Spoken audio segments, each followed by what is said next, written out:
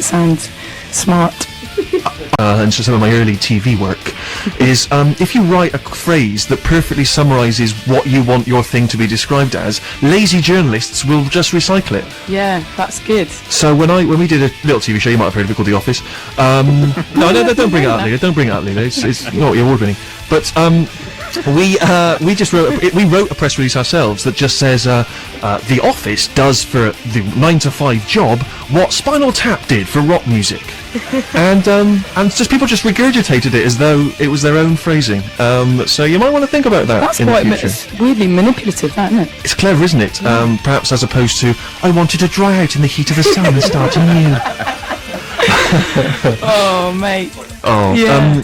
if my hologram were there now, he would be smiling and grinning and embracing you in a sort of in a way that says, "This is a joke. It's ironic. I don't want you to feel like I'm being mean-spirited." The good thing is you're reading it out in that lovely southwest accent that you have, which is actually where I grew up, and all my mates are listening today, and they talk like that. They're all hungover. If you prefer, I could do it in the style of my Vietnam vet, New York taxi driver. I feel like going to the desert was the only rightful place to take these images of submersion, sea gods and ships. I wanted to dry out in the heat of the sun and... I don't know what I'm doing with that.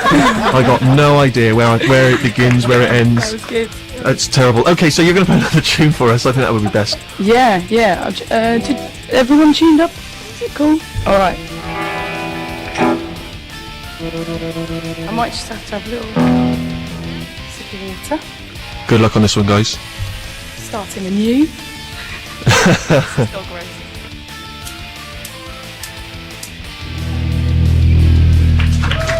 Duke Spirit and the tune Dog Roses from the album Neptune, which is still available, and the single My Sunken Treasure is released tomorrow. And people can catch you as well at a lot of the festivals this year. You're playing most of them by the look of it. Isle of Wight, Glastonbury, Wireless, Reading, Leeds, Bestival. Yeah. And do you look forward, do you get stuck in, do you have the tent and everything, or do you get helicoptered in just before, hours before? We're definitely camping, I think, aren't we, at Glastonbury? Yeah, I might even go and buy myself one of those ones that just pops out the bag that you don't have to do anything with. That's what I might do this week. That's a very, very good idea. That sounds like a hell of a rock and roll week you've got there. Buying some equipment for camping. Oh, yeah. Rock and roll. Listen, guys, we really appreciate you coming in. I'm so annoyed that I couldn't be there and shake you all by the hand, and thank you so much. But it sounded fantastic here in New York. And, what can I say? Thank you so much indeed. Another round of applause, please, for Duke Spirit. Steve Lamacq. In 1999. Evoking Greenwich Village, of course, in the 60s. That's Positively 4th Street from Bob Dylan. We will have to go to the news shortly, but after that we'll be delving into the Pigeonhole. Got new releases from NERD, from Sigur Rós, and also a new one from Norman Cook, aka Fatboy Slim. So back after the news. On digital.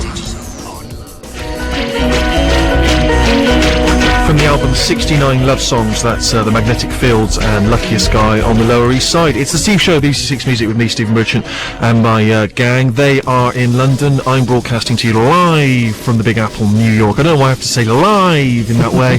It just seems appropriate. Very hot here. I'll probably be hitting the beach later. But what are you guys going to be doing? Later on, well, the nation has failed to be gripped, Steve, by Euro 2008 fever. So I'm going to go to a public house and I shall watch Poland play Germany, because I've adopted them as my home team. Sounds dull. Yep. Sammy? Well, without you here, who's going to buy the drinks at the pub? I know none of us will stump up, so we'll probably just go our separate ways and I'll take my massive trek home. I still am quite intrigued by the fact that you were attacked by a man. Just because I feel like there's a couple of questions unanswered. Were you still with your mum at that point?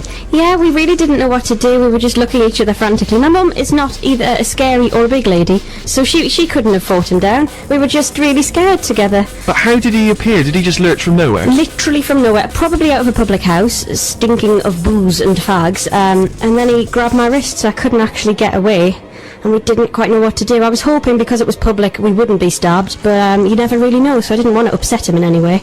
Did you scream like a girl? I didn't scream like a girl at all. No screams. Once I left away I did spit into a doorway, but no screaming. And what did your mum say? She looked a bit pale, but once it was all over we had a laugh and tried to forget about it. Oh, well, listen, it's made for some on-air dynamite. So, in that respect, it was worth it. And I'm not saying that if you're a drunken, crazy man and you see Sammy in the street, you should kiss her, but, you know, it makes for some entertaining I chat. don't think it's worth it. I really don't. It's not worth all the hype. Has it been heavily hyped? I just don't think, you know, stealing kisses from young girls is an appropriate hobby. But if you're going to steal one from me, I think you might be sorely misled. It's not that good. Stealing kisses from young ladies sounds like quite a sort of dodgy album from the late 60s that someone regrets putting out. So we're going to delve into the pigeonhole. We got 3 big tunes. Getting your opinions on them, guys. First one is from NERD. They are releasing a new album tomorrow, and this tune is called Everyone Knows All the Girls Standing in the Line for the Bathroom. All the girls standing in the line. Yeah. Play that one for my gran, she'll love that. NERD and Everyone Knows All the Girls Standing in the Line for the Bathroom. That's the first single from the new NERD album. The single is out 7th of July, but the album is released tomorrow, and it's called Seeing Sounds. And I come to you, Tiny Dan, for your views. I thought it was sensational. I have to say that I'm very disappointed that you're 3,000 miles away, because the ladies in the room, that song had a very strange effect on them. And you obviously didn't see any of it, but some of the dancing, some of the movement, I couldn't really call it dancing, it was slightly frightening, and I believe there was a sexual edge to it. Dan, Yeah? were there any booties shaken? There was little else. I don't even know if the webcam's working, but it'll be broken now after that. Really? Is it that hot? It was that hot, and Jude also did an impression of the Lion-O from Thundercats. It just added the most extraordinary effect, and I think with your firm hand in this room, it would have kept them in line, but they were feral. The women in this room were feral. Talking of feral, Thanks to Pharrell. talking of Pharrell Williams and Chad Hugo, are you a massive fan, Harry? Not massively, I've got to be honest. I don't know a great deal of their back catalogue. I enjoyed that a lot. However, I can see a big problem with it. Take you back to my own teenage days. Imagine a at the suburbs of Bristol in his Fiat Punto. Hello, what's this? I don't just like indie. There's a few dance tracks coming on. There's the Utah Saints. Turn it up. Parcel Shelf vibrates violently with that bass. And there have been advances in Parcel Shelf technology, but I don't think they're good enough to withstand the bass on that track turned up loud. Your nodding dog would have hit you on the head. And well, we come to Sammy, who apparently was bumping and grinding during that tune. I think me and Jude are a little too white to get away with dancing to that song. We looked like meerkats with sass. That's the best way to describe it. But it got us both up. It's definitely going to be a floor filler, and it's a little bit cheeky. It's amazingly done, great bass, but then it's got a nice cheeky NERD edge, so I love it. Big thumbs up. It's the first time I think we've had a tune for a long time that's got thumbs up from all of you. It's only a shame that Rufus isn't there. I'd love to have seen him grooving to that tune. That would have been quite remarkable. Anyway, NERD, they play a couple of the festivals this year, including Isle of Wight, and they'll be at the Brixton Academy as well on June 14th. We'll be back after this with Sigur Rós. 6 Music's Glastonbury. The album is called Medsud I Eirum vid Spilum Endalaust, and that's gobbledygook. No, not the name of the album. That's the title of the song. Gobbledygook. I was not mocking the Icelandic language. And that's, of course, Sigur Rós. And that track is available as a free download at the SigurRós.com website. You can also watch the video. Features lots of naked people. Ooh. So if you're a 14-year-old boy, good luck. So yes, good. Opinions, please. Starting with you, Sammy. I liked it because it didn't sound like Sigur Rós. It sounded exciting, upbeat, there was passion in it, and it really vibed me up. So yeah, I'm happy about Sigur Rós. It's not just a band to revise to, they're now a band to enjoy. Were you shaking anything? Not that time, no. I did tap my fingers on the desk, and I was doing a kind of drum paradiddle thing on the desk, matching the feet. See, they'd actually made me tap my feet. That's not like Sigur Rós. A paradiddle? What's a paradiddle? Is that his technical name? You do paradiddles. Well, there's simple paradiddle, and then there's. I'll have to get my dad in to do it properly, but there is different complexity of paradiddle. There is a drum kit still next door. It's been packed up. That would have been on air gold. The Sony would have been ours. Maybe next time. Listen, that was great paradiddling, but but Harry, what's your view? Not on the paradiddling, obviously. Well, Yeah. maybe you do want to offer an opinion. Oh, I have no opinion on the paradiddling. I've been stood in the rain before in a big field watching Sigur Rós. People around me were saying ethereal, hypnotic. There were men crying with the sheer emotional strength of it. I thought it was a load of old rubbish, to be honest. You know, blokes playing guitars with, you know, violin bows. Oh, we've not seen that before, have we? That's but that was enjoyable. I did actually enjoy that. However, I'm not going to buy into it just yet, because I imagine if I buy the album, that'll be the one nice one on it, and the rest of it will be all guff. Jude, you're saying yes or no? I think there's 3 or 4 ones like that on the album, Yeah. and the rest of it is long and ethereal and beautiful stuff. Well, thanks to the internet, we can download the good ones.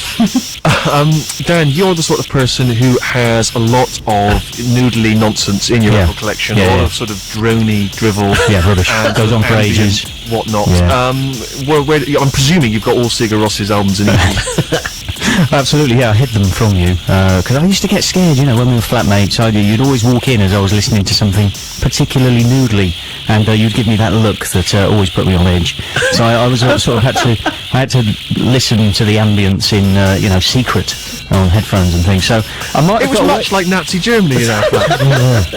yeah, definitely. And I was massively oppressed. You were. But I've survived. I'm a survivor, and I liked it. I liked it. I know that there's no verse, there's no chorus, which appeals to my love of noodle, and I give it a big Danny thumbs up. Well, those are very tiny thumbs indeed. So let's see if you can add to that. We've got a new tune from Fatboy Slim, Norman Fatboy Cook Slim, and he has a new nom de plume. I don't know why Fatboy Slim Cook is not working for him, but anyway, he's calling himself the Brighton Port Authority. There are, as I understand it, a number of different versions of this tune, featuring different vocalists, including Dizzy Rascal. But here's the David Byrne version, and this is Toe Jam.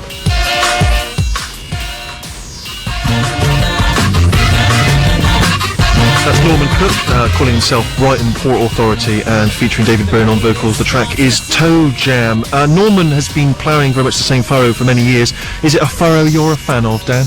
Well, the thing about it is, it reminds me a bit of the Chinese food. You know, the mouth likes it, but once it's gone beyond the mouth, what's going on? I'm not sure I do. And Sounds racist. Indeed, well, maybe fish and chips, I don't know, maybe that's the same. But I like it when it starts and the sun's shining like it is here, and it's enjoyable, but I don't see a lot of longevity. I think it'll get on my nerves quite quickly. Dan has accused Norman Cook of being a person who puts out novelty records. He's essentially calling him the new Jive Bunny. Sammy, do you agree? I'm a massive fan of the Jive Bunny, so I'm likely to disagree. I like Norman Cook. I love David Byrne. I didn't like that song. The first time I heard it, I thought, actually, this is really good, and then I'd had enough of it by the second time I'd heard it. So I'm a bit upset because I thought they would have worked brilliantly together. Maybe if I hear the Dizzy Rascal version, my opinion will change. Harry, you are famous for your good nature, Yeah. your sunny outlook on life, I'm a happy man. and your party barbecues. Will that tune be featuring on your summer playlist? Well, like the other guys, initially I was quite excited by it. It's quite jaunty. You can imagine it, a 30-second snatch of it on an advert where people are dancing around about car insurance or something. It would be very enjoyable. But I think by the end of the summer, those jaunty horns will have me hacking up blood. Oh dear, damning praise. Well, that's pretty much it from NYC. Thanks for listening, everyone. I'm going to go out now and give myself a cup of coffee. brilliant. That really, I'm looking forward to that play. It's going to be extraordinary. But we'll leave you with Joni Mitchell and the classic Big Yellow Taxi, and we're back in the studio live next week. Stuart McConey's next.